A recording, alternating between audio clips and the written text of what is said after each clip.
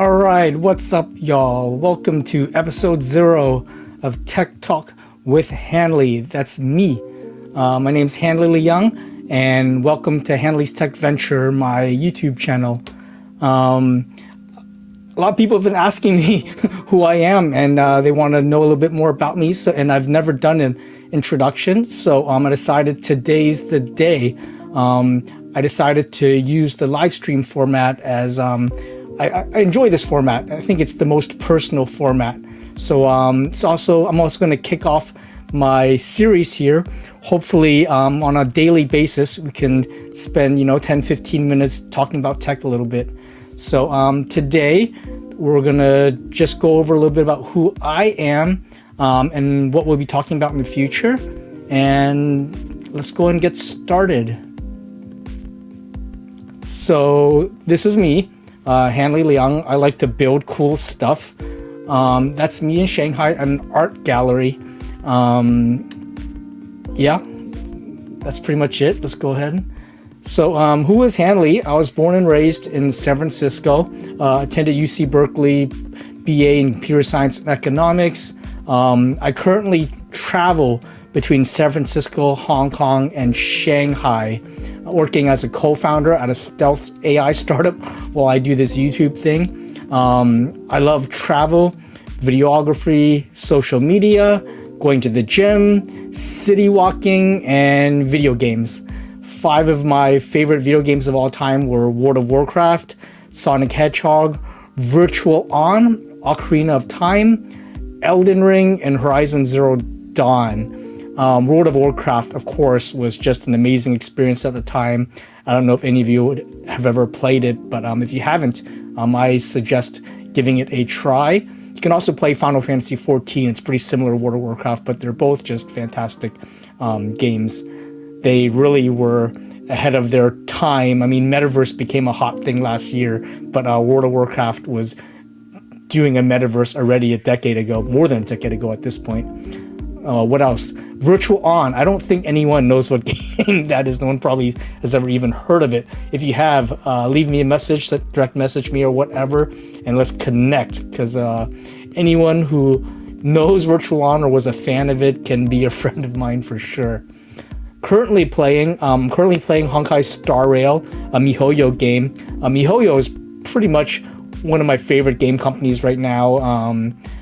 You'll hear more about it in the future, but I worked in China in the games industry for about a decade, and I watched the China games industry go from 0 to 100 miles an hour, right? And MiHoYo is now the best mobile game company in the world, and one of the best game developers, period, in the entire world. And I have some friends that work there, and it's just a really, really cool company. I really enjoy talking to everyone there. The other games that I'm playing right now is Astro Kings, a mobile free-to-play strategy game. If you play Astro games, message me and we'll hook up on there. Hello Kitty Island Adventure, an Apple Arcade game. It sounds weird. It's a Hello Kitty game, but it's a lot like Animal Crossing. So it's actually a really good game. So if you have Apple Arcade, don't overlook Hello Kitty Island Adventure. And then lastly, Baldur's Gate 3. I've been playing that on my Mac Studio M1 Max. Super intrigued by Mac gaming now. I think with the new M3 line of chips, Apple has really crossed the line from gaming obscurity on Mac to back to relevance, or at least back on the path to relevance. So if you have a Mac and you're checking out gaming on the Mac as well, let me know. Let's see, what else do I have? Partner. I do have a partner. She lives in Nanning, Guangxi, China, and she is actually a streamer, and she's much better at this online stuff than me. So hopefully I can improve and learn from her over the next year. So some of my history, most recently working-wise, I worked at Apple actually for 2.5 years as an engineering manager. I led an AR/VR applications team. We were prototyping and discovering new applications for AR/VR. This included what now has been announced and released, the Apple Vision Pro. Most of my channel, actually, I'm going to be focused on Apple Vision Pro content. I got it right here, right? I love this device. This is a super cool device. If let me know if you haven't had a chance to try it yet. If you haven't had a chance to try it, definitely go to the Apple Store, sign up for a demo, and try it out. It's definitely worth your time. If you have one, then yeah, let's hang out and chat. So I can't talk much about this, obviously. Before that, before the pandemic, I worked at a company called Jaunt in China. They were formerly a 360 VR video company, but they wanted to pivot into the theme park and retail, what we call the LBE, location-based entertainment industry. So they hired me, and I was the head of technology, managing the engineering IT teams. We basically were working on 3 games at the time. One called Cybercraft, one called Flight Over the Forbidden City, and one called Four Seasons.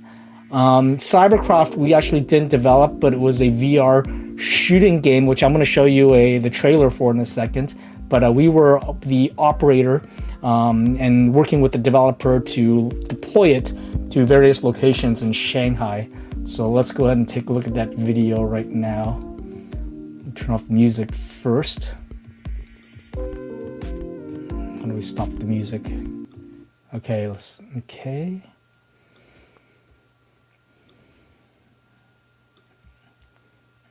So this was Cybercraft. I know the music's a little bit hokey. But location-based entertainment is VR, where people go to a store or a location, buy tickets, sign up, and put on VR backpacks, VR headsets, and play. This game is very much like a laser tag in VR. So it was a really cool game, actually. Kind of bad timing. We were working on deploying this in 2019, and just as we were opening it, actually, the company decided to shut down. So yeah, and the company shut down, and I didn't get it. We were just about to deploy it, so we didn't really get a chance to get to see a lot of customers actually get to play this before that opportunity ended.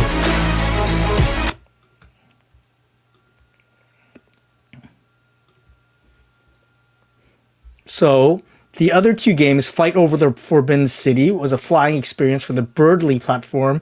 You can see that on the screen right now. That was actually a device that you mount onto like this, and you control it with your arms and your weight and your balance. And we were working with the Forbidden City license. We were going to do very much a Nat Geo-like experience where you were flying around the Forbidden City. There'd be a lot of dancing, fireworks, and dragons, day to night.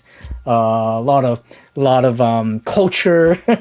So that was shaping up to be really cool, actually. And that's one that I was really proud of, the prototype that we did with a very small team. I was very sad that we didn't get a chance to finish it. I'll move on. Before I joined Jaunt, I was at a company called Spaces, working on VR theme park stuff as director of development, leading engineering and QA teams. One game that we worked on, or I shouldn't call them games, they were really theme park experiences, right? Was with Dreamland with a company called Songcheng.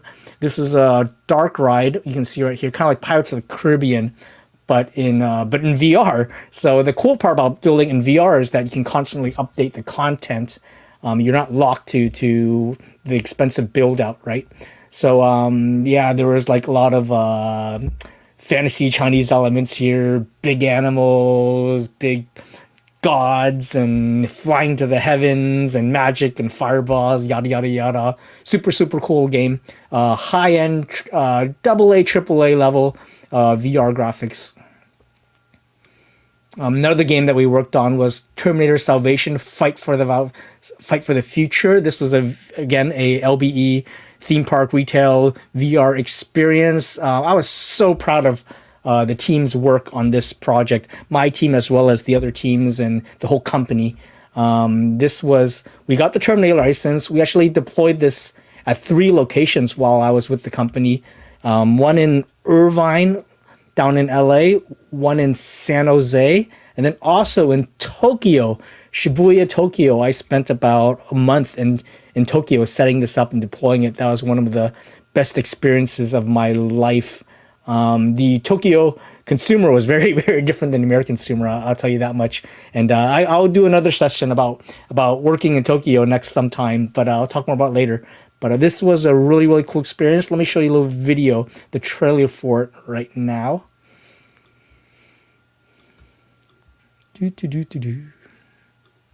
Okay.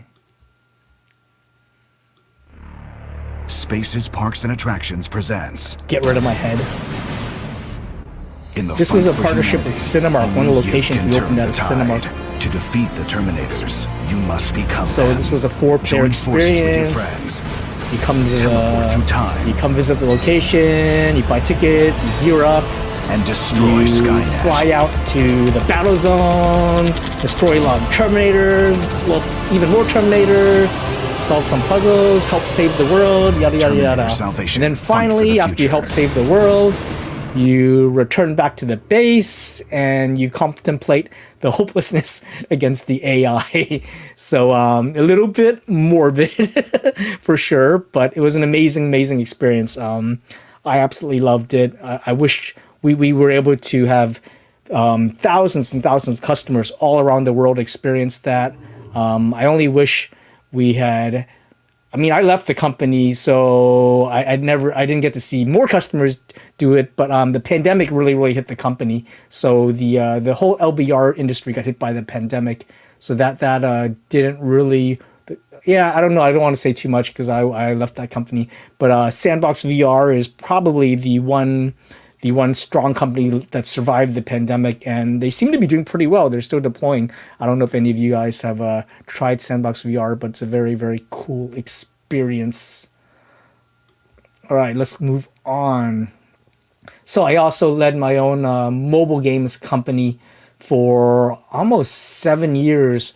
We did a lot of kids kind of creativity apps, kind of like paper doll creation type stuff. We made match 3 puzzle games. We also did social networks. We had a social network with about 1 million users on it. Not concurrent, 1 million users signed up over the course of these 7 years. So a lot more when it was hot. This is probably one of my big regrets in my life. I wish I had went at it harder. This was before there was TikTok even, right? I was doing Gen Z social media before there was TikTok. So I probably should have went at harder. I even tried to do short video, but what I found was that video is a lot harder to do than Instagram, like photos. I needed to add a whole layer of editing apps that was probably a little bit too big for me to chew. I needed to find some investment, but I didn't do that, and I entered the VR industry instead. Okay, let's move on. I also worked at a company called Red 5 as lead producer in the Shanghai studio. So Red 5 was an MMO company that was supposed to build the successor to World of Warcraft. And I was leading their Shanghai studio. It was mostly a bunch of AAA CG artists. So that was my first experience as a game producer, actually. Before that, I was in the technical space. I thought being a game producer would be really, really cool. But it turns out being a producer is a pretty darn tough job. All the creative decisions are pretty much made by other people, and you have to kind of fix all the problems with the team, the design, the product. So it's a very, very challenging job being a producer in the games industry for sure. Gained a lot of respect for that role in my 1 year at Red 5. Electronic Arts. A lot of people don't like EA. I loved every day that I worked at EA, actually. I joined EA as a senior software engineer, very quickly moved into an engineering manager role, also played development director and technical director roles in my time there. I was there for about 4.5 years, I believe. I don't remember the exact number, but I joined basically for their China initiative. I had the choice between working on console online products or to join the China initiative. And I'm Chinese, so the chance to kind of work on the growing China business at the time was something that I wanted. So I took that, and our first product was Pogo. None of you probably know what Pogo is, but it was a casual game site, and we were localizing it, adding new content, creating new features, really kind of rebuilding the product for the China market, which was a pure online kind of MMO market at the time. So after 1 year of building the product and hiring a team out in China, I was doing remote hiring. This was back in 2005 or so, 2004. I was doing remote hiring even back then. So now everyone's doing it now after the pandemic, but I was way ahead of the curve on that one. So after a year of hiring the remote team, we couldn't find engineering manager that we liked in China. So I said that I would like to do it, and my managers agreed. And I actually moved out to China and ended up spending about over 10 years in China, working at EA, Red 5, as you saw. I went back to China to work at Jaunt, and now I'm flying back and forth between California and China. So I also worked on NBA Street Online and FIFA Online 2 in China. These were games that were they were existing console PC games where we worked with local development companies and turned them into MMO, free-to-play style games, and then released them as MMOs in the Asia market. So I played technical director on those. I was mostly working with the operators to kind of smooth out the localization and local operations deployment model. So yeah, again, I loved every single day at EA. That's probably the one regret in my career was leaving EA.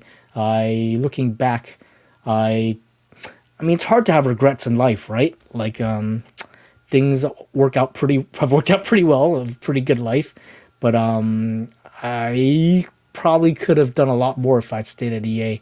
Things got pretty rocky at Red 5, right? Like that company didn't work out as well as I was hoping.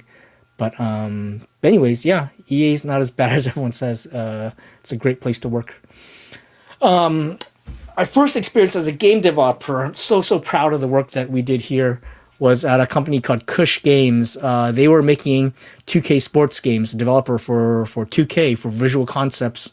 I worked on, back then they had the ESPN license, and I worked on 2 games called ESPN College Hoops and ESPN Hockey. Funny little story here. This was back in the day when creative of player was much simpler. Xbox PS2 days, we didn't have like the full like facial options to kind of like make your creative character to be exactly how you wanted it. You pretty much selected from a canned set of heads. And for us developers, as a reward, not only are our names in the credits, of course, but they actually scanned our faces and put our faces into the game as some of the creative characters. So this was me. I don't know, they kind of screwed up the nose. My nose is a lot fatter and flatter than they made here. I don't know which player's head they started with, but this was me in NHL hockey. I still remember when I went to Thanksgiving that year, I brought the game with me, and my cousins just they would put me into the game, and they would spend 30 minutes just checking and knocking over me in the game, and I've never seen them laughing so hard and having so much fun before in my life. So funny little story there. Let's go ahead and let me show you these 2 games actually, because I'm just really proud of the work that I did and the team did on those 2 games. Let's see, here's College Hoops. On the Oklahoma State campus, home of the Cowboys. Mike Patrick, I mean, it's pretty wild, right? This was like 20 years ago almost, and NBA 2K doesn't look that much different than this, right? The games are, I mean, talking to my brother who still works at 2K Sports, he's working on WWE. He says it's still like the same code base. Obviously, there's a lot more to it now, and a lot of it's been removed and redone. But it's still the same repos, the same code base. You get to some gameplay on this. And we're back with March Sadness. Commercial. And the team is looking down the barrel of wait for the commercial to pass. All right. Ivy is hit with a reach-in call. That's his first foul. This was a pretty fun game to work on. I worked on a lot of meta game features, a lot of beginner game programmer features like controller, memory card, and stuff. But partly through the project, I got to work on AI. So AI back then wasn't what it is today. There was no machine learning, no large language models, no chat GPT, just a lot of complex decision trees and heuristics, and a lot of calls to random, which ChatGPT does too, of course. He can't get the first. And then let me show you guys hockey too. I loved that hockey game that we worked on. Really, really want to show you guys that one. Oh shoot, I forgot the link. 1 second. Let me search for it. ESPN hockey.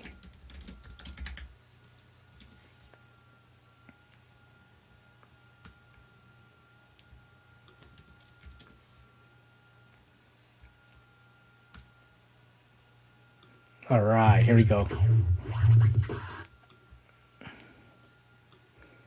So, this game, let me put my head back. There we go.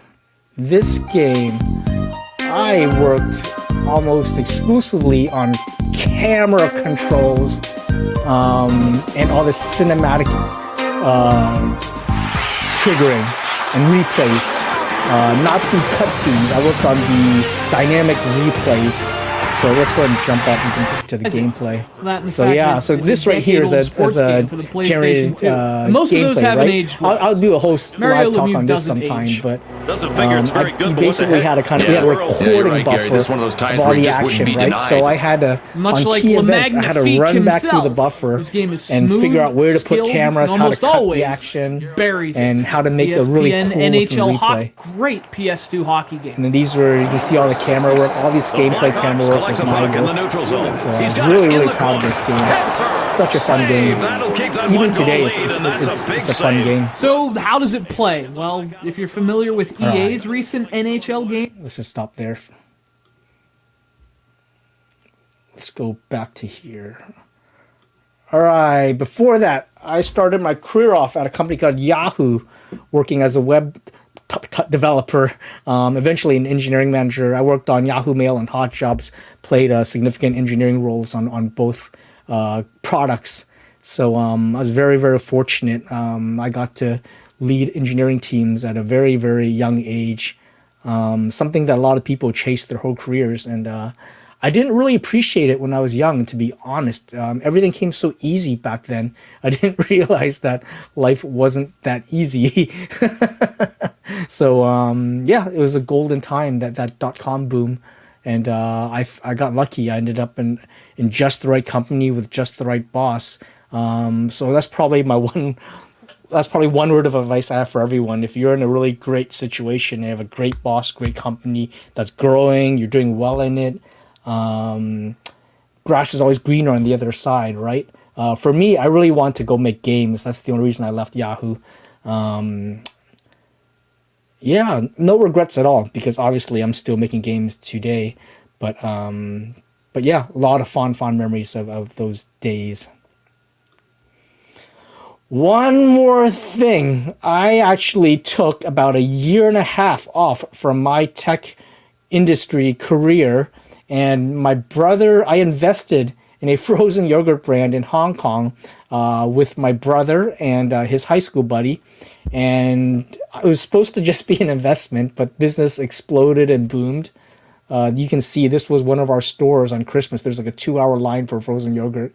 Things get pretty crazy in Hong Kong. So I took a break to help out with that.